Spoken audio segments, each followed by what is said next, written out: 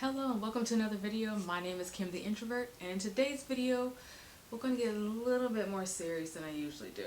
Today we're going to talk about the time that I helped to save someone's life. So this story actually took place a few years ago. It was during lockdown, either 2020, 2021, somewhere around there, when we were like truly on lockdown. At the time I was living in LA and everyone was feeling cooped up at the time. So any opportunity we could take to just go drive around or go to the grocery store or just go to a park, being somewhere where we weren't stuck inside but still able to practice safe distancing, we took the opportunity to do that. This is a day that we were feeling just cooped up and we went for a drive. And by we I mean me and my partner. We went for a drive and we are at an intersection. It's a really big intersection, very, very busy. There's multiple lanes on all sides basically. It's not just your typical four-way. There's a bunch of different lanes. If you don't pay attention to the light, it can be a bit complicated, but I just want to paint the picture of where this all took place. We're in this busy intersection and we're in the left turn lane,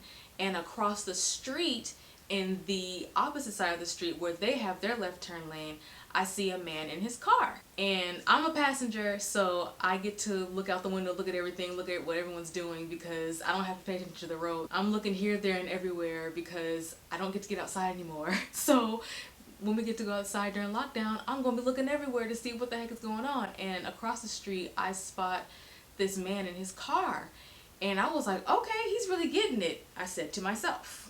In my head, I'm like, that man is really dancing. So after I have this thought of, okay, that man over there, he really getting it. And so I pointed out to my partner, like, look at that man over there. He's really dancing. He's over there just, getting down in his car. And then I see him dangle his keys. He dangles his keys outside of his window. He's driving, by the way. So he's dangling his keys out the window. I'm like, oh, that's interesting. And then he drops them on the ground while still, moving. And I'm like, oh no, something's wrong. So our light changes and we have to go. We have to turn left. And the light on the opposite side also changes, but he doesn't go. So we realize, wait a minute, something's actually wrong, and that person's probably not actually dancing, because why did they just take their keys and drop them out the window while they're still moving, and the car isn't driving like it's supposed to, because they definitely are supposed to be going now that the arrow has turned green. So instead of continuing to go to our destination, we decided to park on the corner of this intersection where a business was. So we park in the parking lot and then we literally run through the crosswalk to this man's car. And a couple of other people have also, the people who were behind him, have also come out to check and see what was going on, because at this time I think the light had cycled through once, maybe twice, so they're trying to figure out what's going on. So I'm trying to talk to this man, and let me describe this man. He is a very big man. He is tall and wide, big dude, and he's older. He's probably late 50s, early 60s, and he's driving a sedan, just a regular car. And I'm trying to talk to him, but I realize that he can't respond. He's just unable to respond, but his body is still convulsing basically. And while I'm trying to talk to him from the driver's side, because we've got the door open now, there's another woman on the passenger side who was able to open the door. This is another random Samaritan who came to help. She's opened the passenger door and she's trying to talk to him. And at this point, the person who's having an emergency, has leaned over from the driver's side and leaned his body over to the passenger side, and he's in the woman's lap and she's trying to hold his head up. And she's struggling to hold his head up because, again, I said this is a big dude, so his head is really, really heavy and his body is convulsing. So while all this is going on, and it's crazy to try and tell this story because it sounds like everything took so much longer than what it did, this story is going to be longer than how everything actually came together, because everyone was moving and trying to respond as quickly as possible and do everything they needed to.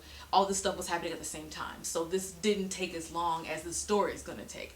But as the woman's trying to console this man and trying to get him to be responsive, and everyone else is discussing and trying to call for help and try to gather as much information as possible, the man who's having the emergency lets his foot off of the brake. The car starts rolling forward. Mind you, both of the doors, so the front doors are open, the driver's side door is open, the passenger side door is open. We're still at an intersection, okay? So we're just pedestrians who are standing in an intersection behind the crosswalk, but still in an intersection, and we're trying to help this man because we don't actually know what's wrong because he can't respond to us. Anyway, he lets his foot off the brake and the car starts rolling into the intersection. We all jump. Some people jump in front of the car to try and stop it, and someone else was able to put their foot into the car to hit the gas and then put the car in park. Thank God. So we did end up partially into the intersection, but other drivers were very mindful and realized that there was something going on, so they were very careful to steer clear of the vehicle so that they wouldn't put any of us or the car in harm's way. So really appreciate that everyone did their thing on that part. So I decided to be the person to call 911. The dispatcher answers and I'm telling them exactly where we are, the intersection, what the car looks like. I'm giving them all the details, what's happening, how the person was acting, why I was alerted as to why people are helping him, what I'm seeing, everything. I'm giving them all this information. And if you've ever called 911, you know it is so frustrating. And I'm not blaming the dispatchers. I'm really not, because I know that they're just trying to do their job. But when you are having a medical emergency or any emergency, when you're having any emergency and you have to call the emergency line, it is so irritating, all of the questions they have to ask you, because you're giving them all this information and then they ask you questions that you already answered. Like, you already gave them the information that would answer the question that they just asked, and they keep asking this question, and it's like, is someone coming or not? Like, what's happening? So I get frustrated and I get a little attitude with her, and my bad, girl. I'm sorry. It was COVID, so I'm sure you were having all kind of things going on, so I apologize. And I know that, well, I think that the reason why they ask you so many questions is also because they're trying to ping your location so that they can actually tell the emergency personnel where to find you. I'm guessing. I don't know if that's actually how it works, but that's my guess as to why they ask you the same questions over and over and over again. But it was so frustrating because it felt almost belittling, because it's like, ma'am, I have answered this question. I've given you specific information, very specific and detailed information. Why are we doing this all over again? Anyway, so while I'm on the phone, I finally hear sirens in the distance, and I tell the dispatcher, hey, I hear sirens. I think they're for us. And she confirms, yes, they're coming for you where you are. And I said, thank you so much. And we finally hang up. I didn't feel comfortable hanging up with the dispatcher before knowing that someone was coming, because she never said someone was coming. She just kept asking, where are you? Blah, blah, blah. It was so irritating. Anyway, so the ambulance pulls up, the EMTs get out of the emergency vehicle. They run over to where we are to check on the man, and they're checking on him, making sure he's okay, letting us know, hey, thank you so much, we got it from here. They put him on a stretcher, and then they put him into the ambulance, and then they drive away. I think either the police or a tow truck came and got the man's vehicle and took it to wherever it was going to, because I don't know actually where it was going. But obviously he couldn't drive it. So after the emergency personnel came and took over everything, that's where all the people who were helping him just kind of went back to our cars. And I don't remember if anyone said anything to each other. We might have said, oh, you know, I hope he's okay, or oh, I'm so glad that they came, or I don't remember, but I do remember waiting for the ambulance to leave. We get back to the car where we parked, and we just break down. It was such an emotional experience, because we didn't know what was going on. We didn't know what's happening to that man. He couldn't respond to us, but his body was convulsing. It might have been a seizure. I don't know. I don't know what was going on. I just have no idea, and I have no way of knowing, because I don't know this man's name. Like, I don't know anything about him. I just know that he was driving a car in Los Angeles, and at a traffic light he had a medical emergency. That's all I know. But it was very emotional. We definitely boo-hooed in the car because it just hit way too close to home.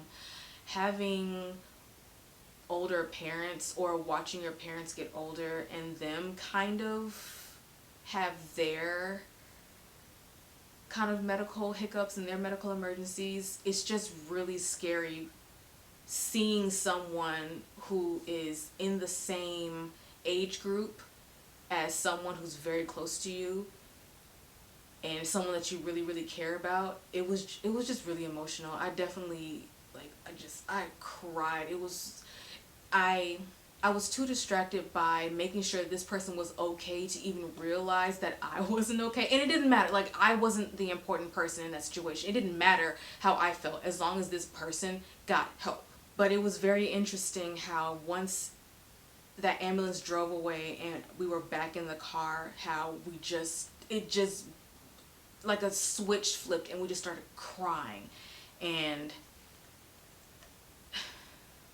it was a lot. It was very emotional. It just hit me all at once. I realized how scared I actually was, how nervous I was, how helpless I felt. I felt helpless, and I think that's why I got so frustrated with the dispatcher, because I felt helpless that I couldn't really help this man. It just didn't feel like enough to just call. It just didn't feel like enough to call 911. I know that's what I needed to do because I'm not a trained medical professional, but like it just didn't feel like enough to just call 911.